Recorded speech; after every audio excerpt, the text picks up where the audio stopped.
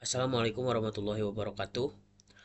Perkenalkan nama saya Muhammad Ihsan Sino Haji, NPM 41822-1013. Saya berasal dari Prodi Teknik Elektro. Di sini saya akan menjelaskan tentang manajemen kontrak di tugas mingguan. Kontrak konstruksi merupakan dokumen hukum yang sangat penting karena menjadi dasar pelaksanaan seluruh pekerjaan dalam proyek.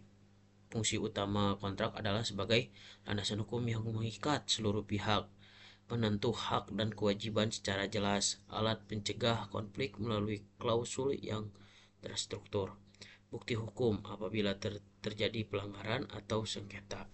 Jadi gunanya kontrak itu adalah sebagai landasan hukum yang mengikat seluruh pihak, juga sebagai bukti apabila nanti ada kesalahan di kemudian hari. Intinya kontrak itu sebagai bukti ketika nanti ada sesuatu di kemudian hari.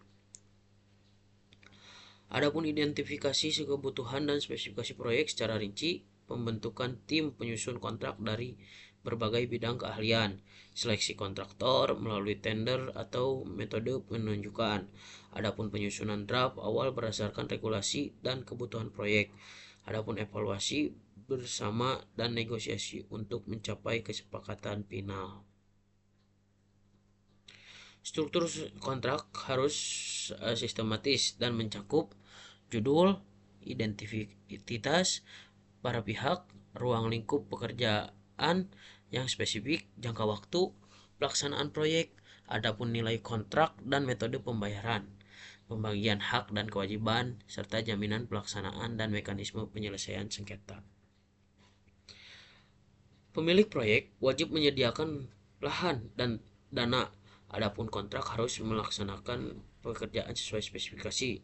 Jaminan pelayanan sebesar 5% dari nilai kontrak. Adapun dananya secara persen per minggu atas keterlambatan. Konflik diselesaikan melalui arbitrase seperti di badan arbitrase.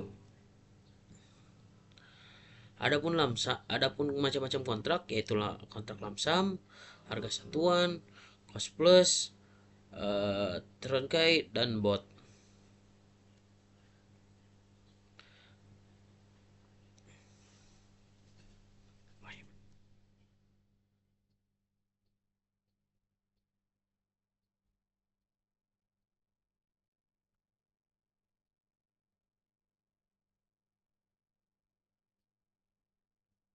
Ya, selanjutnya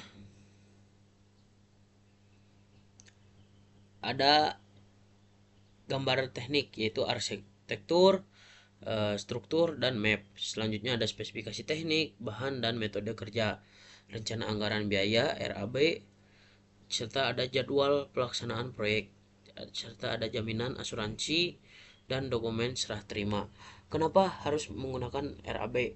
Karena kita membangun itu harus punya rencana anggaran biaya.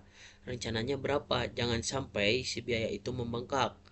Mending kalau biayanya bisa dikurangi. Tetapi kalau nantinya kelebihan, siapa yang akan bertanggung jawab? Begitu. Selanjutnya lanjut. Keterlambatan proyek akibat cuaca, logistik, atau teknis. Solusinya klausul force majeure dan penalti keterlambatan. Adapun perubahan lingkup kerja oleh pemilik, solusinya ada mekanisme persetujuan perubahan tertulis. Adapun sengketa karena volume atau pembayaran diselesaikan melalui mediasi atau arbitrase. Kebangkrutan kontraktor antisipasi dengan jaminan bank dan evaluasi keuangan. Mutu pekerja tidak sesuai standar, yaitu harus inspeksi berkala dan sistem retensi pembayaran. Dalam penutupan materi ini dapat disimpulkan bahwa keberhasilan sebuah proyek konstruksi sangat ditentukan oleh bagaimana kontrak disusun dan dikelola secara sejak awal. Kontrak bukan sekedar dokumen formal, melainkan pondasi hukum yang mengatur seluruh proses pelaksanaan proyek.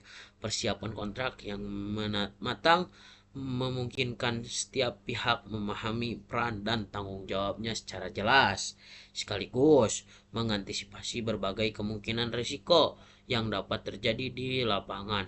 Selain itu, kontrak yang lengkap dan terstruktur memberikan perlindungan hukum serta menjadi alat yang efektif dalam penyelesaian konflik. Apabila terjadi sengketa dengan pendekatan yang profesional dan berbasis mitigasi risiko sejak awal, proyek konstruksi dapat berjalan lebih lancar, efisien, dan minim hambatan. Mungkin cukup sekian presentasi dari saya. Mohon maaf apabila ada kesalahan dan kekurangan. Lebih kurangnya mohon maaf. Wabillahi taufiq wal hidayah. Wassalamualaikum warahmatullahi wabarakatuh.